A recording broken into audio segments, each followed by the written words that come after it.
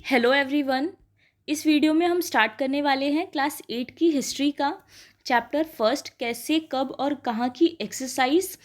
इसका चैप्टर हम पहले ही कवर कर चुके हैं। इस वीडियो में हम एनसीईआरटी सॉल्यूशंस को देखेंगे, जिसका पहला क्वेश्चन है सही और गलत बताइए।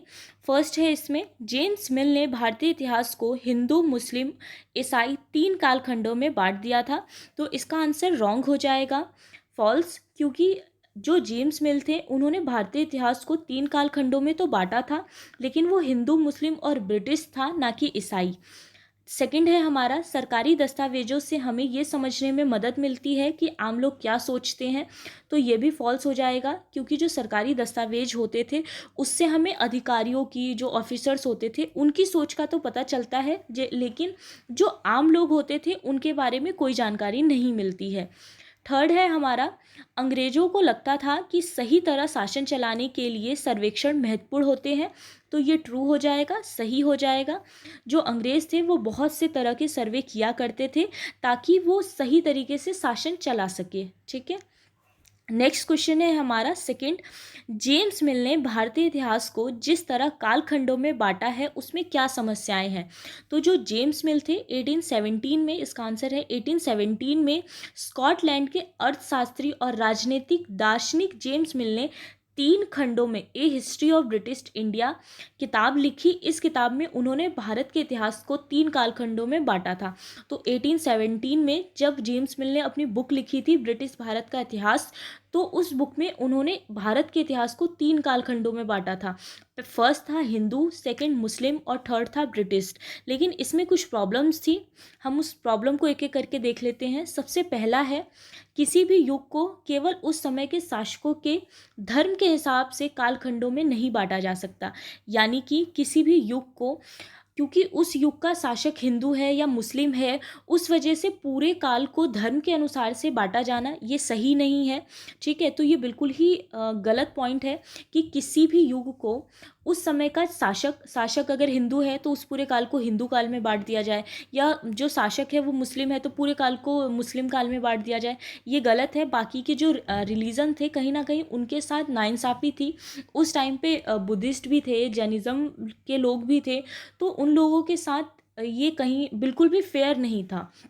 सेकंड है, वो ये दर्शाना चाहते थे कि ब्रिटिश शासन से पहले भारत जाति धर्म के नाम पर बटा था, जबकि प्राचीन युग के शासकों का कोई धर्म नहीं था।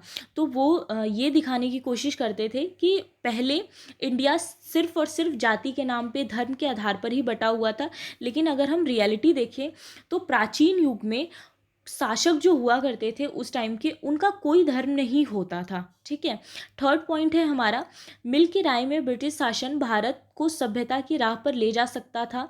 इस काल के लिए ज़रूरी था, इस काम के लिए ज़रूरी था कि भारत में यूरोपीय शिष्टाचार, कला संस्थानों और कानूनों को लागू किया जाए। उनका मानना था कि अंग्रेजों की मदद के बिना हिंदुस्तान प्रगति नहीं कर सकता। तो मिल का मानना था कि जब तक ब्रिटिश इंडिया नहीं आए थे, ठीक है, उनके अकॉर्डिंग जो उन्होंने हिंदू मुस्लिम के अकॉर्डिंग बांटा था, तब तक भारत बिल्कुल भी सभ्य नहीं था, असभ्य था।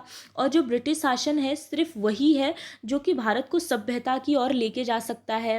सिर्फ ब्रिटिश शासन की वजह से ही जो इंडिया है वो आगे बढ़ सकता है, प्रगति कर सकता है। इसलिए वो मानते थे कि भारत में यूरोपीय शिष्टाचार, कला संस्थानों और कानूनों को लागू कर देना चाहिए। पूरा जो कंट्रोल है पूरे इंडिया को, जो ब्रिटिश है वो पूरे इंडिया को जब अपने अंडर में ले लेगा तभी इंडिया प्रगति कर सकता है। तो ये तीनों ही पॉइंट्स मतलब गलत माने जाते हैं। उन्होंने जो ये कालखंडों में बांट के दिया था हिंदू, मुस्लिम और ब्रिटिश, ये उनकी जो अवधारणा थी वो गलत थी। ठीक है, नेक्स्ट है, अंग्रेजों ने सरकारी दस्तावेजों को किस तरह सुरक्षित रखा। तो इसका आंसर हो जाएगा कि अंग्रेज सारे निर्देशों, हर योजना, नीतिगत फैसलों, सहमति जांच को साफ साफ लिखना ज़रूरी समझते थे। वह अहम दस्तावेजों और पत्रों को संभाल कर रखना ज़रूरी मानते थे।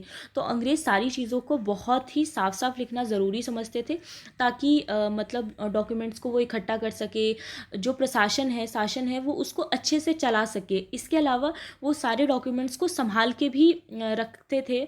उन्होंने सभी शासकीय संस्थानों में अभिलेख कक्ष बनवा बनवा दिए थे जहाँ पर इन चीज़ों को संभाल के रखा जाता था।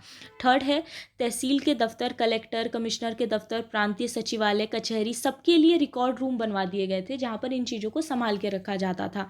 इसके अलावा जितने भी इम्पॉर्टेंट डॉक्यूमेंट्स होते थे, महत्वपूर्ण दस्तावेजों को बचाकर रखने के लिए अभिलेखागार और संग्रहालय जैसे संस्थान भी बना दिए गए थे। ओके, नेक्स्ट क्वेश्चन और लास्ट क्वेश्चन है हमारा इस चैप्टर का। इतिहासकार पुराने अखबारों से जो जानकारी जुटाते हैं वह पुलिस की रिपोर्ट में उपलब्ध जानकारी से किस तरह अलग होती थी। तो पुराने अखबारों से जानकारियाँ, पुराने अखबारों से इतिहासकार जो जानकारी प्राप्त करते हैं यह संवाददाताओं द्वारा, जो रिपोर्टर्स होते थे उनके द्वारा क्षेत्र में जाकर इकट्ठी की गई जानकारियों पर आधारित होती है। इस तरह अखबार की घटनाओं को सही और विस्तृत विवरण प्रस्तुत करता है। तो जो इतिहासकार होते थे, हिस्टोरियंस होते थे, वो अगर पुराने न्यूज़पेपर्स को देखें तो उनको ज़्यादा सटीक जानकारी मिल सकती है, क्योंकि न्यूज़पेपर में जो रिपोर्टर्स होते थे वो वही चीज़ें लिखते थे जो लोगों के पास जा जा के वो लोग इकट्ठा किया करते थे।